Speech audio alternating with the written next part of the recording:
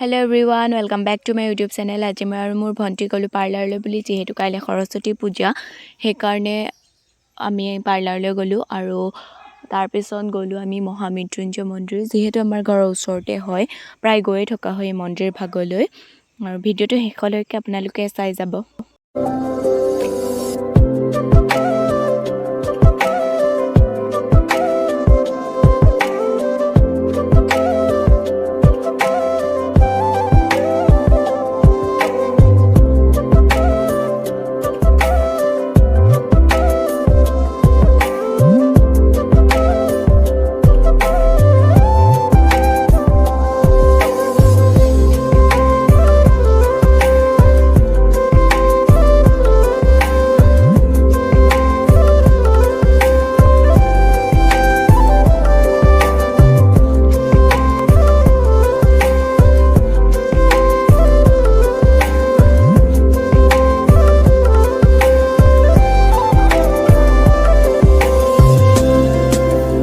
Finally আমি মন্দিৰ পালোহি আৰু ইয়াতে আমি দোকানখনতে চাকি বন্তি ধূপ কিনি ললো।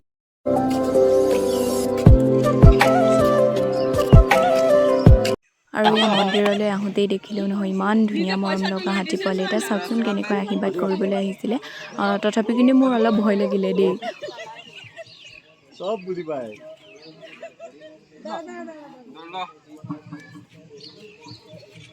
আশীৰ্বাদ দে এই জানো সাম ফটো তুলন আকো বাৰে তাৰ পিছত আমি সোমাই গলো মন্দিৰৰ ভিতৰৰ ভাগলৈ আৰু এই ঠাইখিনি সঁচাকৈ বহুত শান্তি লাগে মানে এনেকুৱা এটা শান্তি লাগে নহয় গাইস এইটো বুজাব নোৱাৰি বাৰু আৰু মনত দুখ থাকিলেও মানে এই ঠাইখিনিলৈ আহিলে মনটো অটোমেটিক মানে ভাল হৈ যায় আৰু তাৰ পিছত এয়া দেখিছেনে আজি সোমবাৰ নহয় তথাপিও আজিও বহুত ভিৰ আছে এনেও সদায় থাকেই বাৰু ভিৰ তাৰ পিছত আমি মন্দিৰলৈ সোমাই পেলাই আৰু বন্তি দিয়া ঠাই যিহেতুকে বেলেগ সেইকাৰণে আমি ইয়াতে বন্তি দিবলৈ সোমালো।